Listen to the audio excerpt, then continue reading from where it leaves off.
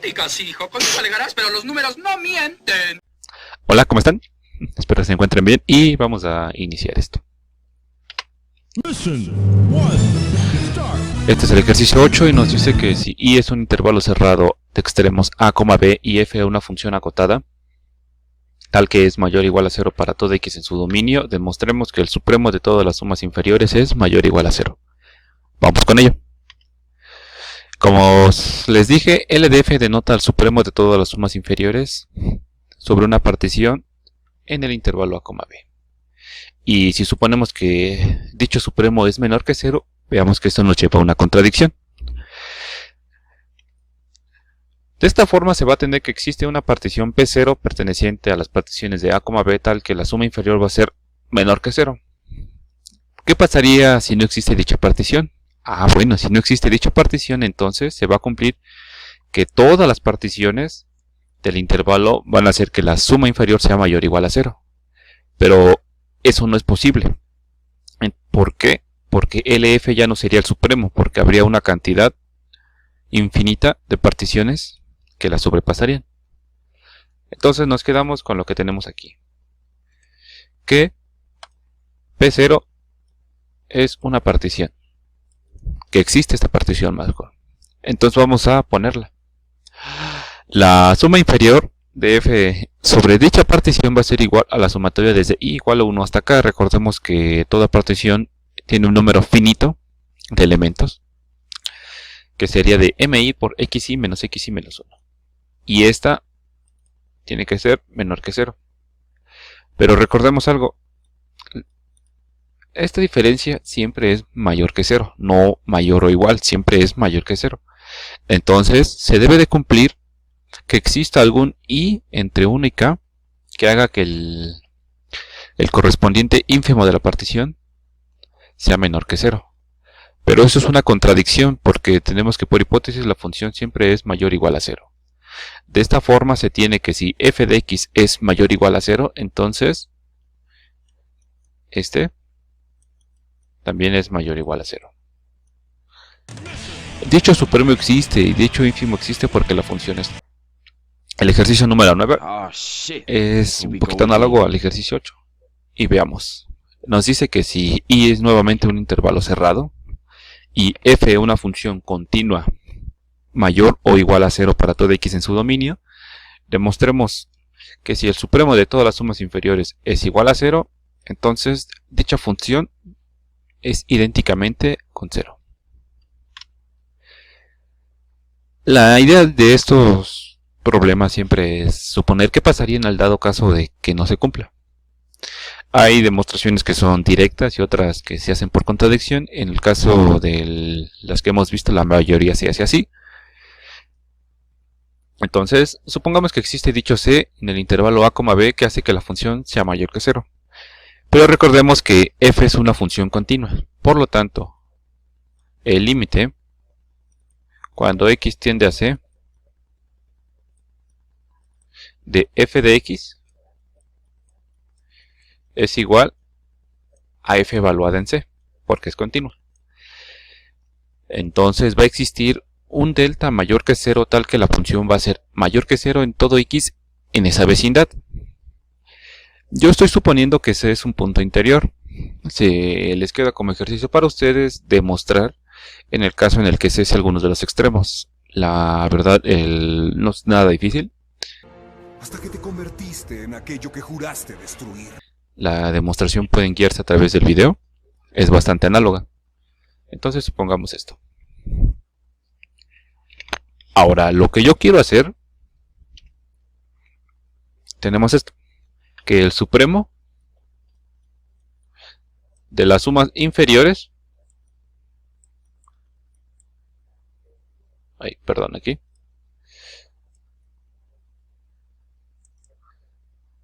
tenemos que el supremo de las sumas inferiores de f sobre cualquier partición es igual a 0. Por lo tanto, ¿qué quiere decir esto?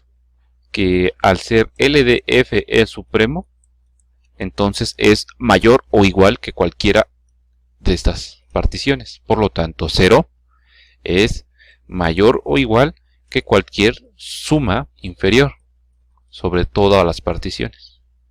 Entonces, lo que voy a hacer es construir una partición para la cual la suma inferior sea estrictamente mayor a 0.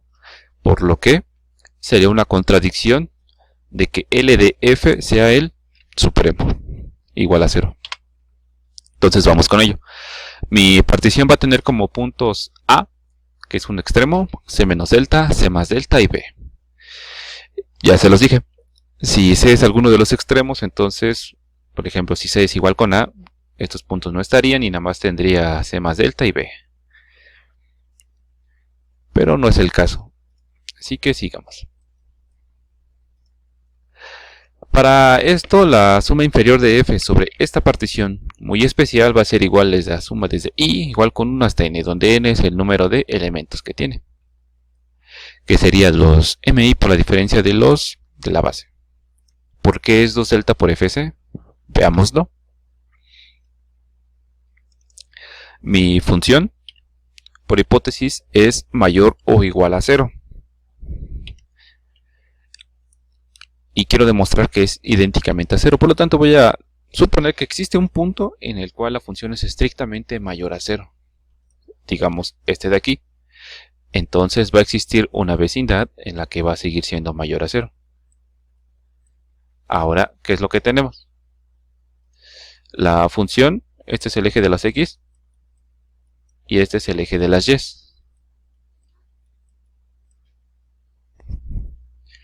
Entonces, tenemos que existe dicho punto. ¿Qué es lo que hace la integral? La integral en palabras simples lo que hace es calcular el área debajo de la curva. Claramente hace más que eso, pero hay que quedarnos con esto para este ejercicio. En el caso de la suma inferior, tenemos que únicamente va a tomar el ínfimo. El ínfimo de los f de x, tal que x está entre x y menos 1. Eso ya lo saben. Pero, al yo construir la partición de esta forma entre A, este es el punto C, este es el punto C más delta, y este de aquí es el punto C menos delta. Este es A, y el de acá es B. Entonces, entre A y C menos delta, el ínfimo de los valores es 0. Aquí no hay ningún área que calcular. En cambio, entre C menos delta y C más delta sí, que sería este rectangulito. ¿Y qué área tiene el rectángulo? La altura es f de C por el ancho, que sería C más delta menos C menos delta, que sería 2 delta, que es lo que tengo aquí. Y de C más delta B sigue siendo 0, no hay nada que calcular. Entonces tendremos que para esta partición, la suma inferior es estrictamente mayor a 0, lo cual es una contradicción. ¿Por qué? Porque I de F es el supremo de todas las sumas inferiores y es igual con 0, por lo tanto debe de ser mayor que todas, y encontré una que no. Como ven, el ejercicio es bastante sencillo, pero hay que enfatizar en dónde está la contradicción. El ejercicio número 10. Ejercicio 10. Si hay el intervalo cerrado a, b y f una función continua que va de dicho intervalo a r. Y si suponemos que para toda función integrable el producto de f por g es integrable y más aún que la integral de f por g es igual con 0, hay que demostrar que f de x es igual con 0. Vamos a verlo. Para este ejercicio sea g de x igual a la función constante 1. Y supongamos que existe un c entre a y b, tal que la función es mayor que 0. Nuevamente c puede ser a o c puede ser b. Yo voy a tomar c como un punto interior y se queda como ejercicio para ustedes demostrar que no pasa nada en el dado caso que c es alguno de los extremos. Como ya lo vimos,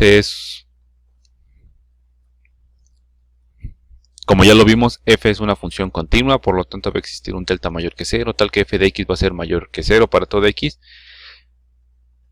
en este. No voy a adentrarme mucho en este problema ya que ya lo hemos hecho. Eres basura, Brock. La integral de f por g se reduce a la integral de f, la que sería igual a la integral de a c menos delta por c menos delta de c más delta, y es mayor que 0. Entonces es una contradicción de que el producto sea igual con 0. Así la función es idénticamente igual con 0. Si voy un poco rápido o algo, me lo dicen. No quisiera cometer el error de que algo no sea claro para ustedes y yo lo dé por visto. Como ya lo saben, mi correo está en la descripción por si alguno tiene alguna duda. Es el último ejercicio que tengo para ustedes. Final mission, start. El cual nos dice que si i es el intervalo 0,1 y h la restricción de la función de toma e a dicho intervalo, hay que demostrar que es integrable en el intervalo 0,1 y más aún que su integral vale 0. Hay que recordar un poco acerca de la función de toma e. La función de toma e se define como 1 si x es igual con 0, 1 en q si x es de la forma p sobre q y con p y q primos relativos, y 0 en el resto de los casos. Dicha función se demuestra que es continua únicamente en los números irracionales y discontinua en los números racionales. Como se los vine advirtiendo desde el video anterior, la condición necesaria y suficiente para que una función sea integrable en el sentido de Riemann es que sea continua en un número numerable de puntos, ya no solo finito. Podemos extender esto a un conjunto numerable. Como bien lo sabemos, los números racionales es un conjunto numerable, y al ser discontinuo en los racionales, fácilmente va a ser integrable. ¿Qué pasaría en el caso contrario? Es decir, que queremos construir una función que sea continua sobre los racionales y discontinua en los irracionales. Bueno, dicha función no existe. Ya se demostró y les dejaré el artículo aquí abajito. Porque no es posible hacer eso. Y todo esto surgió gracias a Toma E, que lo que él hizo fue modificar un poco la función de Dirichlet, con lo cual nos dio cabida a esta función y con la cual se llegó a demostrar que no existe un caso contrario. Entonces vemos que una función tan simple como la de Dirichlet nos llevó a una función más compleja, que es la de Toma E, y esta nos llevó a demostrar que no existe una función continua únicamente en los racionales y discontinua en los irracionales. Y todo esto nos llevó a demostrar que no existe el caso de una función que sea continua únicamente en los racionales. Es muy interesante. Vamos a verlo. Entonces, como ya se les dije, la función se define como 1 cuando x es igual con 0 y 1 en q si x es de la forma racional con p y q primos relativos. Pero hay que no olvidemos que estamos en el intervalo 0,1. Por lo tanto, este cociente tiene que ser menor que 1, por lo tanto p sobre q tiene que ser menor que 1. Vamos allá. ¿Cómo vamos a proceder? La forma de proceder va a ser de la siguiente. Hay que grabarse esta palabra porque va a surgir mucho en el canal debido a que es muy fuerte esto, el criterio de integrabilidad de Riemann. Para ello, como es costumbre, vamos a dar un epsilon mayor que 0. Entonces, por la propiedad arquimediana me va a decir que existe un natural tal que 1 en n va a ser menor que dicho epsilon. Voy a definir una partición muy especial que es Pn, la cual va a ser todos los racionales p sobre q entre 0 y 1 tal que p sea menor o igual que q y q sea menor o igual que n. Tal vez estarán preguntando, oye, ¿qué es esta partición? ¿Cómo me la pintas así? Aquí tengo un ejemplo, P5, P sub 5. Siguiendo esto van a ser todos los racionales cuyo denominador sea menor o igual a n. Por lo tanto va a estar un quinto, un cuarto, un tercio, 2 quintos, un medio, 3 quintos, o sea, todos los racionales entre 0 y 1 y además que cumplen que su denominador es menor que menor o igual que 5. En este caso podríamos ver que P3, ¿cuál sería? Obviamente va a estar el 0. ¿Quién más? Va a estar un tercio, un medio, 2 tercios y 1. Estos serían los puntos que va a integrar a P3, P4 y nos seguiríamos hasta que lleguemos a Pn. Pn lo puse de esta forma para que sea un poquito más claro de ver. Va a tener a los extremos 0,1 y a todos los que sean de la forma 1 en n hasta n-1 porque aquí ya tengo el 1. Ahora, si se dan cuenta, por ejemplo aquí tenemos un quinto, un cuarto, un quinto, 2 quintos, 3 quintos y 4 quintos, que serían todos de esta forma. Luego, pues decimos, le restamos a n1, que sería un cuarto, 2 cuartos no está porque es igual a un medio, y 3 cuartos, que serían todos estos. Y después estarían el n-2, en este caso 3, un tercio, 2 tercios, y así nos seguimos. Algo importante es que vamos a hacerlo un número finito de veces. ¿Por qué? Por lo que ya les comenté. Esto únicamente se va a hacer un número finito de veces hasta que lleguemos a que el denominador es 1. Entonces, sería n-1, n-2 y así hasta que sigamos a n menos n-1, que sería 1 sobre 1. Y así es como se construiría este extremo de acá. Esto se va a hacer un número finito de veces, con lo cual P sub n es una partición. ¿Por qué? Porque contiene los extremos del intervalo y los organizamos de menor a mayor con un número finito de veces. Hay que recalcarlo. Ahora, por otro lado, tendremos que m sub i